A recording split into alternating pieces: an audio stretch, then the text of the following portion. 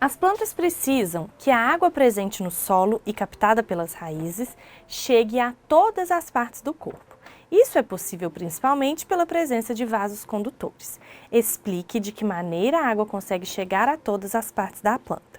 Então, pessoal, o que ele está falando aqui nessa questão? Se a gente observar as plantas primeiras que surgiram na Terra, são plantas pequenininhas, são plantas que não têm troncos grandes, copas frondosas. Então, por quê? Porque elas não tinham esses vasos condutores.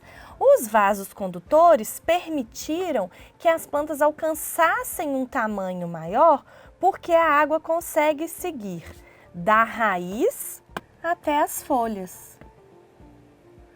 O vaso condutor em que sobe, água e sais minerais é chamado xilema.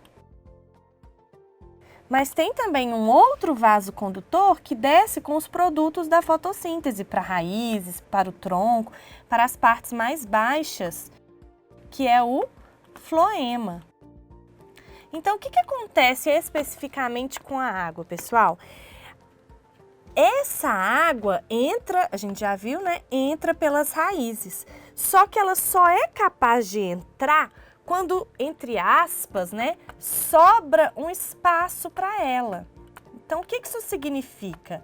As plantas, elas utilizam a água, Então, se a gente pegar aqui uma folha, as folhas, elas têm uns buraquinhos que é por onde sai a água pela transpiração.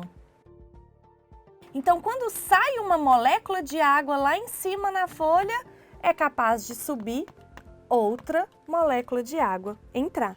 Então, pessoal, é como se a água fosse subindo, pelo xilema, de molécula em molécula, puxada por esse espaço que sobrou lá em cima quando saiu uma molécula. Sai outra, entra outra. Claro que não é de uma em uma, eu estou dizendo nesse sentido para vocês entenderem mais fácil, Acontece de forma contínua. Esse é um processo chamado de difusão. Então, a água se difunde pelo xilema. Isso só é possível de acontecer por causa de algumas propriedades da água, como adesão e capilaridade. O que isso significa? As moléculas de água, elas são capazes de ficar extremamente juntas. Então, é isso, uma vai puxando a outra, ok?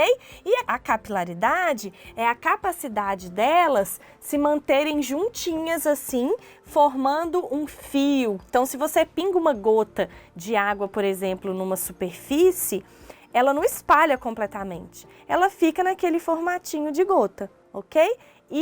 Essas duas características é que permitem que a água consiga entrar pela raiz e subir por toda uma planta, às vezes de vários metros de altura.